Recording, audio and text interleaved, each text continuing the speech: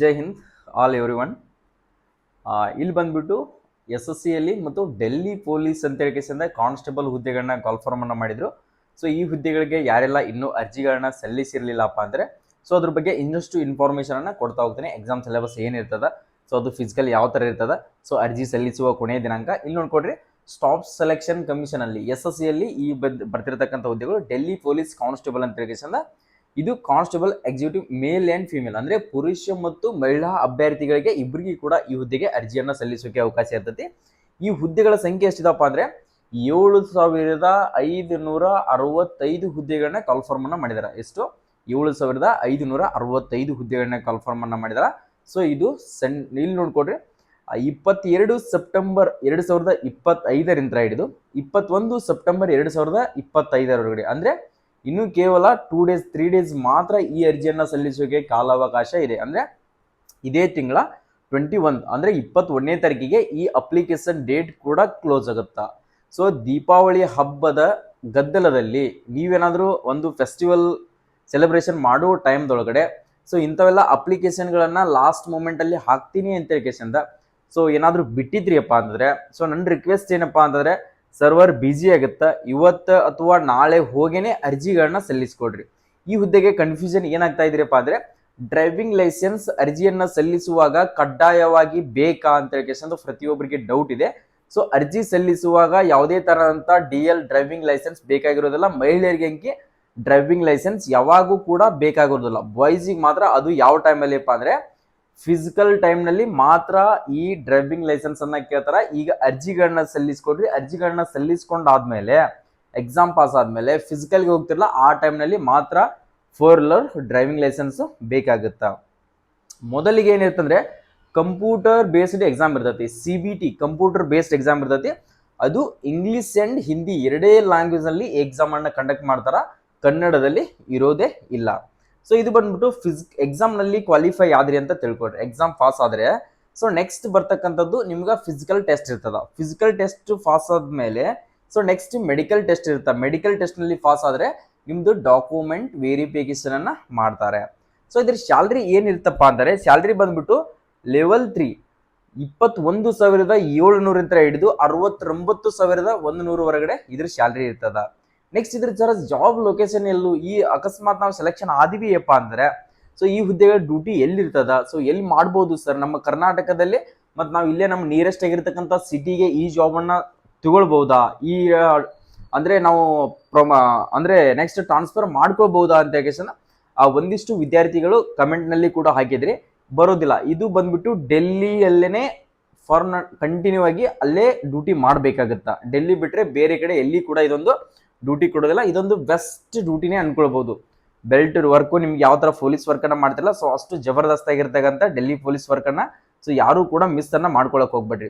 ಇವತ್ತೇ ಹೋಗಿ ಅರ್ಜಿಗಳನ್ನ ಸಲ್ಲಿಸ್ಕೊಡ್ರಿ. ನನ್ನ ರಿಕ್ವೆಸ್ಟ್, ಲಾಸ್ಟ್ ಅರ್ಜಿ ಸಲ್ಲಿಸಿದಾದ್ಮೇಲೆ ಸರ್ ನನಗೆ ಅರ್ಜಿಗಳನ್ನ ಸಲ್ಲಿಸಬೇಕಿತ್ತು ಸರ್, ನನಗೆ ಬಿಟ್ಟು ನಾನು ಒಂದು ಸ್ವಲ್ಪ ತೊಂದರೆಗಳನ್ನ ಮಾಡ್ಕೊಂಡೆ ಸರ್, ನನ್ನ ಸ್ನೇಹಿತನು ಕೂಡ ಡೆಲ್ಲಿ ಪೊಲೀಸ್ ಆದ ಅಂತ ಮರುಗೋಕಿನ ಮುಂಚೆ ಇದಕ್ಕೆ ಅಪ್ಲಿಕೇಶನ್ ಫೀಸ್ ಎಷ್ಟಿರ್ತಪ್ಪ ಅಂದ್ರೆ ಕೇವಲ 100 ರೂಪಾಯಿ ಮಾತ್ರ ಇರ್ತದೆ. ಅದು ಯಾರಿಗೆ? ಜನರಲ್ ಕ್ಯಾಟಗರಿ ಅವರಿಗೆ, OBC ದವರಿಗೆ, EWS ದವರಿಗೆ. SC ಮತ್ತು ST ಮಹಿಳಾ ಅಭ್ಯರ್ಥಿಗಳಿಗೆ ಯಾವುದೇ ತರನಾದಂಥ ಫೀಸ್ ಕೂಡ ಇದಕ್ಕೆ ಇರೋದಿಲ್ಲ. ಓಕೆ ಸರ್, ಇದ್ರ ಎಕ್ಸಾಮ್ ಯಾವಾಗ ಕಂಡಕ್ಟ್ ಮಾಡಬಹುದು ಸರ್, ನಾವು ಸ್ಟಡಿ ಮಾಡ್ಬೇಕಂದ್ರೆ ಯಾವಾಗ ಎಕ್ಸಾಮ್ ಅನ್ನ ಕಂಡಕ್ಟ್ ಮಾಡ್ತಾರೆ ಅಂತ ಹೇಳಿ ಪ್ರತಿಯೊಂದು ವಿದ್ಯಾರ್ಥಿಗಳು ಅರ್ಜಿಗಳನ್ನ ಸಲ್ಲಿಸಿರ್ತಕ್ಕಂಥ ವಿದ್ಯಾರ್ಥಿಗಳು ಕೇಳ್ತಾ ಡಿಸೆಂಬರ್ ಆರ್ ಜನವರಿ 2025 ಡಿಸೆಂಬರ್ ಒಳಗಡೆ, ಈ ನೆಕ್ಸ್ಟ್ ಬರ್ತಿರ್ತಕ್ಕಂಥ ಡಿಸೆಂಬರ್ ಒಳಗಡೆ ಎಂಡಲ್ಲಿ ಅಥವಾ ಜನವರಿ 2026ರಲ್ಲಿ ಈ ಎಕ್ಸಾಮ್ ಅನ್ನ 100% ಕಂಡಕ್ಟ್ ಮಾಡ್ತಾರ. ಯಾವುದೇ ಒಂದು SSC ಯಲ್ಲಿ ನೋಟಿಫಿಕೇಶನ್ ಆಗಿದೆಯಪ್ಪ ಅಂದರೆ ಅವ್ರದ್ದು ಕ್ಯಾಲೆಂಡ್ರೇ ಬಿಡುಗಡೆ ಮಾಡಿರ್ತಾರ. ಆ ನೋಟಿಫಿಕೇಶನ್ ದಲ್ಲಿ ಈ ಡೇಟಿಗೆ ಅಪ್ಲಿಕೇಶನ್ ಸ್ಟಾರ್ಟ್ ಆಗುತ್ತಾ, ಈ ಡೇಟಿಗೆ ಕ್ಲೋಸ್ ಆಗುತ್ತಾ, ಈ ಡೇಟಿಗೆ ಕರೆಕ್ಷನ್ ಕೊಡ್ತೀವಿ, ಈ ಡೇಟಿಗೆ ಎಕ್ಸಾಮ್ ಕಂಡಕ್ಟ್ ಮಾಡ್ತೀವಿ ಅಂತ ಹೇಳಿ ಡೀಟೇಲ್ ಆಗಿ ಕೊಟ್ಟಿರ್ತಾರ. ಸರ್ ನಾವೀಗ ಡೆಲ್ಲಿ ಪೊಲೀಸ್ ಅರ್ಜಿಯನ್ನ ಸಲ್ಲಿಸಿದೀವಿ, ಅದರಲ್ಲಿ ಒಂಚೂರು ಮಿಸ್ಟೇಕ್ಸ್ ಆಗಿದೆ, ಅದನ್ನ ಯಾವಾಗ ಕರೆಕ್ಷನ್ ಮಾಡ್ಕೋಬಹುದು? 29ನೇ ತಾರೀಕು ಅಕ್ಟೋಬರ್ ಇಂದ ಹಿಡಿದು ಕಂಡಕ್ಟ್ ಅನ್ನ 29 ಅಕ್ಟೋಬರ್ ಇಂದ ಹಿಡಿದು 31 ಅಕ್ಟೋಬರ್ ವರೆಗಡೆ ಟೋಟಲಿ 3 ಡೇಸ್ ನಿಮ್ಗೆ ಈ ಅಪ್ಲಿಕೇಶನ್ ಅನ್ನ ಕರೆಕ್ಷನ್ ಅನ್ನ ಮಾಡ್ಕೊಳಕ ಡೇಟ್ ಕೂಡ ಕೊಟ್ಟಿರ್ತಾರ.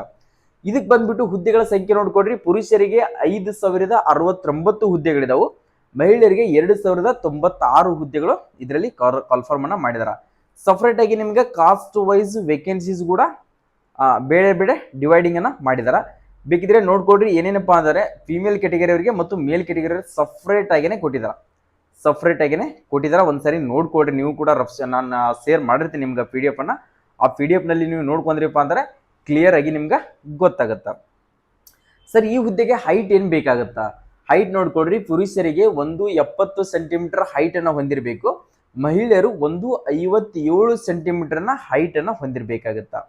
ಚೆಸ್ಟ್ ಬಂದ್ಬಿಟ್ಟು ನಾರ್ಮಲಿ 81 ಇರಬೇಕಾಗುತ್ತಾ. ಎಕ್ಸ್ಪಾಂಡೆಡ್ ಅನ್ನ ಮಾಡಿದಾಗ 85. ಸೊ 81 ಇದ್ರೆ 85 ನಿಮ್ದ ಚೆಸ್ಟ್ ಕೂಡ ಎಕ್ಸ್ಪಾಂಡೆಡ್ ಆಗಬೇಕಾಗತ್ತ.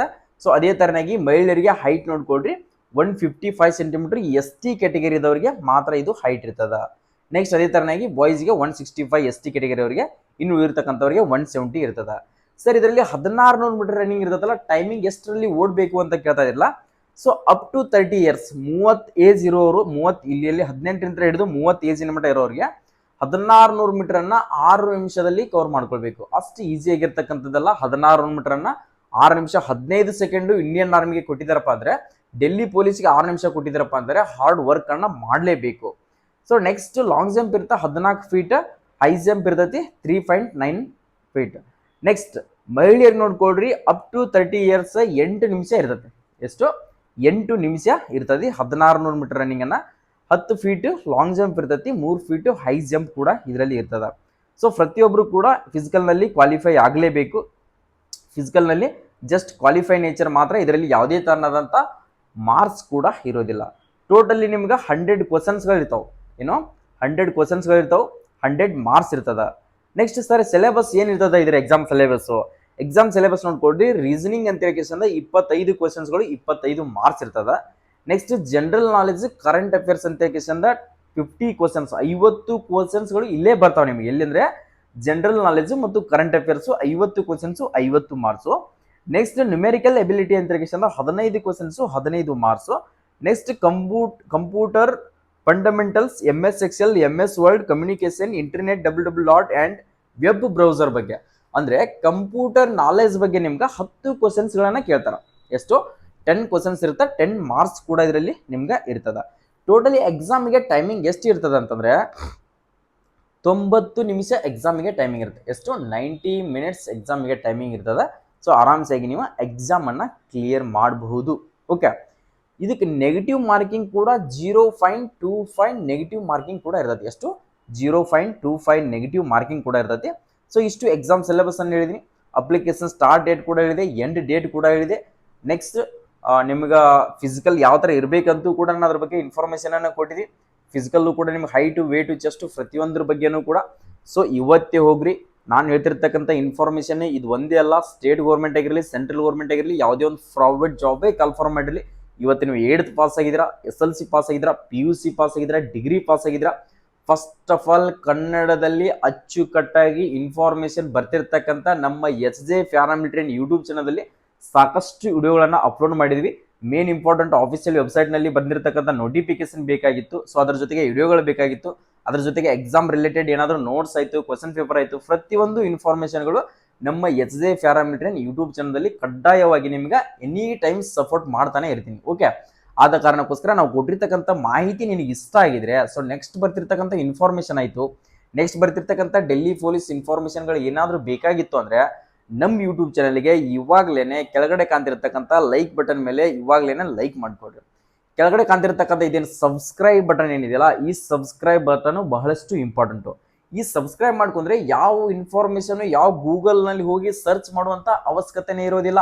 ಜಸ್ಟ್ ಡಾಟಾ ಆನ್ ಮಾಡಿದ್ರೆ ಸಾಕು, ನಮ್ಮ SJ ಪ್ಯಾರಾಮಿಲಿಟರಿ ಯೂಟ್ಯೂಬ್ ಚಾನಲ್ದು ನೋಟಿಫಿಕೇಶನ್ ಬರ್ತಾ ಆ ನೋಟಿಫಿಕೇಶನ್ ವಿಡಿಯೋ ಮೇಲೆ ಕ್ಲಿಕ್ ಮಾಡಿದೆಯಪ್ಪ ಅಂದರೆ ಡೈಲಿ ಒಂದು 5 ನಿಮಿಷ ನಮ್ಮ ಯೂಟ್ಯೂಬ್ ಚಾನಲ್ಗೆ ಟೈಮ್ ಕೊಟ್ಟು ಅಂತ ತಿಳ್ಕೊ, ನೀ ಜಾಬ್ಗೆ 70% ಎಲಿಜಿಬಲ್ ಅದಿ. ನೀ ಪ್ರಾಕ್ಟೀಸ್ ಮಾಡೋದು ಏನು 30% ಮಾತ್ರ ಸ್ಟಡಿ ಮಾಡಿದರೆ ನೀನು 100% ನಿನಗೆ ಅದ್ರ ಬಗ್ಗೆ ನಾಲೆಜ್ ಎಲ್ಲನೂ ಕೂಡ ರಿಕವರಿ ಆಗಿಬಿಟ್ಟಿರ್ತದೆ. ಓಕೆ, ಈ ನೋಟಿಫಿಕೇಶನ್ಗೆ ಇಷ್ಟೇ ಬೇಕು, ಓಕೆ ನಾನು ಇದಕ್ಕೆ ಎಲಿಜಿಬಲ್ ಅದೀನಿ, ನಾನು ಇದಕ್ಕೆ ಅಪ್ಲೈ ಮಾಡ್ಬೋದು, ನನ್ನ ಹತ್ರ ಓದೋಷ್ಟು ಇದ್ರ ಕೆಪಾಸಿಟಿ ಇದೆ, ನಾ ಇದೇ ಸಿಲೆಬಸ್ ಅನ್ನ ಕಂಟಿನ್ಯೂ ಮಾಡ್ತಾ ಇದ್ದೀನಿ, ನೆಕ್ಸ್ಟ್ ಇದಕ್ಕೆ ಏನಾದರೂ ಚೇಂಜ್ ಮಾಡ್ಕೋಬಹುದಾ, ಪ್ರತಿಯೊಂದು ಅಪ್ಡೇಟ್ಗಳು ಅಚ್ಚುಕಟ್ಟಾಗಿ ನಮ್ಮ ಚಾನಲಲ್ಲಿ ಸಿಗುತ್ತದೆ. ಇವಾಗಲೇ ಸಬ್ಸ್ಕ್ರೈಬ್ ಮಾಡಿ ಇಟ್ಕೊಳ್ರಿ.